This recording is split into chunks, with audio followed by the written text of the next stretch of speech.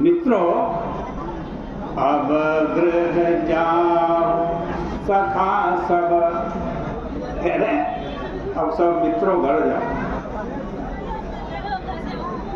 जैसे कोई व्यक्ति बहुत देर से बैठा हो और आप कहते हैं कि बहुत देर से बैठे हो, अब अपने घर जाकर के अपने काम काज को तो देखो।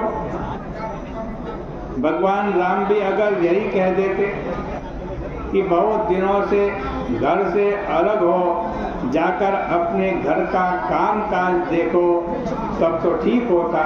पर भगवान राम ने बड़ी रहस्यपूर्ण वाणी में कहा कि घर जाओ। बंदरों ने जानना चाहा कि महाराज घर भेज रहे हैं, तो भगवान ने कहा अब गृह जाओ सखा सब। आगे क्या कहते हैं? नहीं कहते अपने घर जाओ, अपना काम काज करो। अब गृह जाओ सखा सब, भजे हूँ मोहि दृढ़ ने, भजे हूँ मोहि दृढ़ ने। घर जाकर मेरा भजन करो, घर के काम काज में मत आसक्ति रखो। घर जाओ और घर में मेरा भजन करो। बंदरों को बड़ा आश्चर्य हुआ, क्योंकि अयोध्या में रहकर तो भजन किया जाएगा, पर जब घर में रहेंगे तब तो घर का ही काम किया जाएगा। अगर भजन ही करना है तो यहीं रखिए, फिर घर में क्यों भेज रहे हैं? किंतु भगवान ने कहा मित्रों, विद्यार्थी जब पढ़ता है तब उसकी परीक्षा तो साल भर में ही होती है। तुम लोगों ने भी इतने लंबे समय तक जो पाठ पढ़ा है, मैं भी उसकी परीक्षा ले रहा हूँ। इसलिए दोहे में जो शब्द है उसे भी आप देखिए। क्या कह रहे हैं कि अब गृह जाओ सखा सब, भजे मोहि दृढ़ ने। मित्रों, परीक्षा तो अब होगी तुम्हारी। क्या? क्योंकि पास में रहकर अगर मेरी याद कर रहे हो तो काहे की याद? इस याद को मैं याद नहीं मानता। तुम्हारी दृढ़ता की परीक्षा तो तभी है जब कि शरीर से दूर जाने पर भी मेरी याद बनी रहे।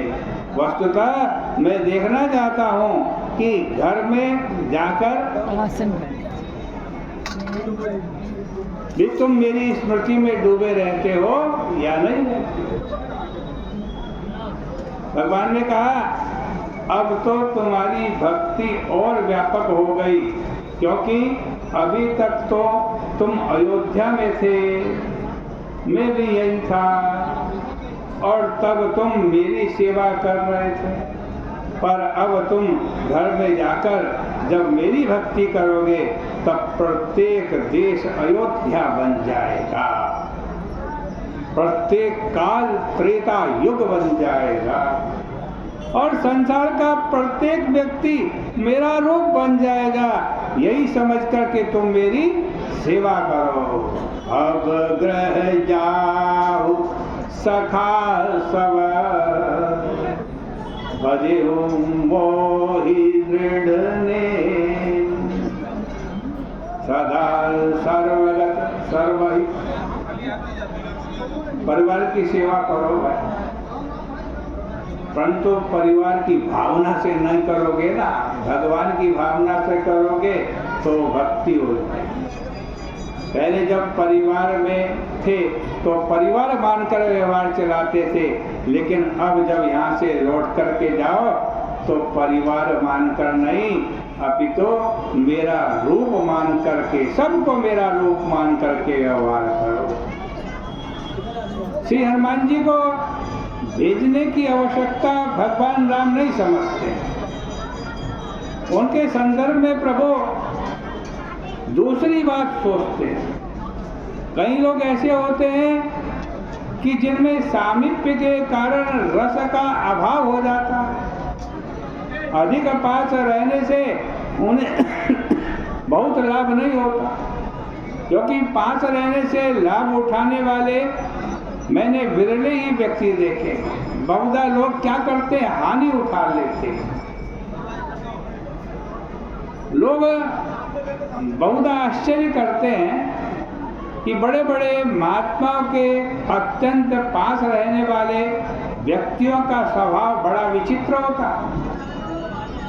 बड़े बड़े तीर्थों में रहने वाले व्यक्तियों का आचरण तीर्थ के आदर्श से बिल्कुल भिन्न होता है। इसका रहस्य यही है कि जैसे कोई व्यक्ति प्रतिदिन एक ही वस्तु का भोजन करे तो धीरे धीरे उसे उस वस्तु का स्वाद आना बंद हो जाता है। इसी प्रकार से कोई व्यक्ति अगर बहुत लंबे समय तक किसी महापुरुष के साथ रहे अथवा किसी तीर्थ में रहे तो वह उससे प्रेरणा नहीं ग्रहण कर पाता। निरंतर समीप बने रहने वालों में रस की यह भावना समाप्त होकर सांसारिक वृत्ति जागृत होती देखी गई है, जिससे कि वे बदलकर सांसारिक दिखाई देने लगते हैं। ऐसे व्यक्ति अधिक पास न रहकर थोड़ा दूर बने रहकर अगर पास आने की चेष्टा करें तभी उनका कल्याण होगा। पर श्री हनुमान जी के संबंध में ऐसी बात नहीं। हनुमान जी राम जी से चाहे दूर रहें चाहे पास रहें, वे सदैव सर्वदा राम रस में ही निमग्न रहते हैं। श्री हनुमान जी के जीवन में ज्ञान, कर्म और भक्ति की समग्रता विद्यमान है। इतना ही कहकर आज की चर्चा का विराम करता हूँ। बोले गंगा मैया की जय, बोले सियापति रामचंद्र भगवान की जय।